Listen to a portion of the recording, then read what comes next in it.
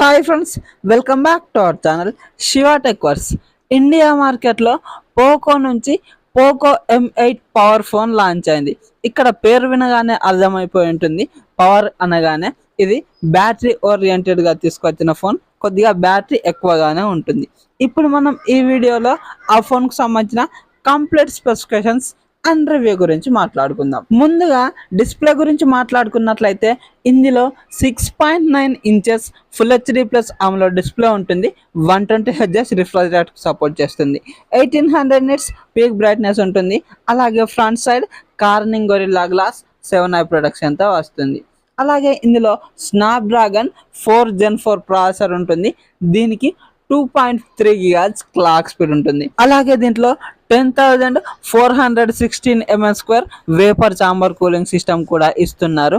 కొద్దిగా phone heat ఎక్కకుండా ఉపయోగపడుతుంది అన్నట్లు చెప్తున్నారు. ఇందులో LPDDR4X RAM UFS 2.2కి సంబంధించినటువంటి స్టోరేజ్ వేరియంట్లు ఉంటాయి.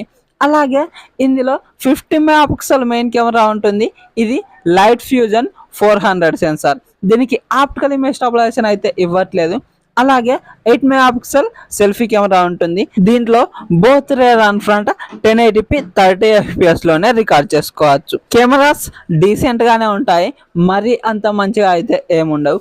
అలాగే ఇందులో 8000 mAh బ్యాటరీ ఉంటుంది. 45 watts ఫాస్ట్ ఛార్జింగ్ సపోర్ట్ చేస్తుంది.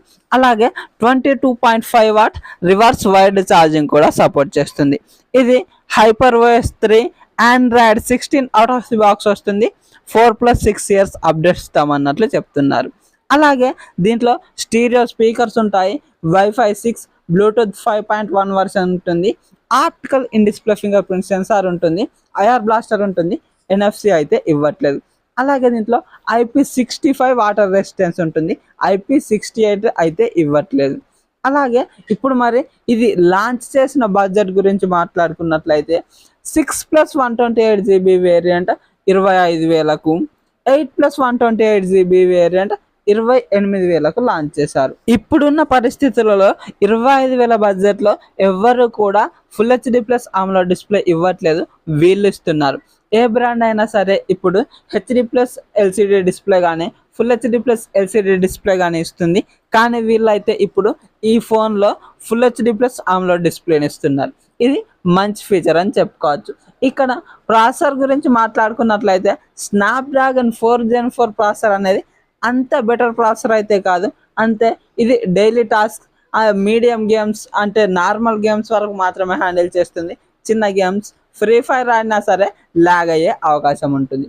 మనకు కొద్దిగా నార్మల్గా యూజ్ చేస్తాం అనుకున్నట్లయితే ఈ ప్రాసెసర్ సరిపోతుంది. మరి కెమెరాస్ అయితే అంత డీసెంట్గా ఏముండవు, కొద్దిగా అలా ఉన్నాయి అంటే ఉన్నాయన్న మందం వస్తాయి. ఇందులో బ్యాటరీ హైలైట్ అని చెప్పుకోవచ్చు. 8000 mAh బ్యాటరీ ఇస్తున్నారు. 45 watts ఫాస్ట్ ఛార్జింగ్ సపోర్ట్ చేస్తుంది. ఇక్కడ బ్యాటరీ ఓకే, కానీ ఇక్కడ ఛార్జింగ్ స్పీడ్ కొద్దిగా ఇంకొంచెం బెటర్ ఇచ్చుంటే మంచిగా ఉండేది.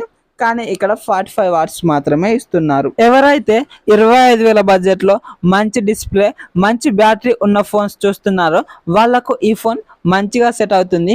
గేమ్స్ ఆడతాను లేదంటే కొద్దిగా కెమెరాస్ ఎక్కువగా యూజ్ చేస్తాను అంటే మాత్రం ఈ ఫోన్ని నేను రికమెండ్ చేయను. మరి మీకు ఈ వీడియో కనుక నచ్చినట్లయితే వీడియోకి ఒక లైక్ చేసి మన ఛానల్ని సబ్స్క్రైబ్ చేసుకోండి. సో దట్ నేను వీడియోస్ పెట్టగానే మీకు నోటిఫికేషన్ రూపంలో వస్తూ ఉంటాయి. Thank you so much for watching and bye bye now.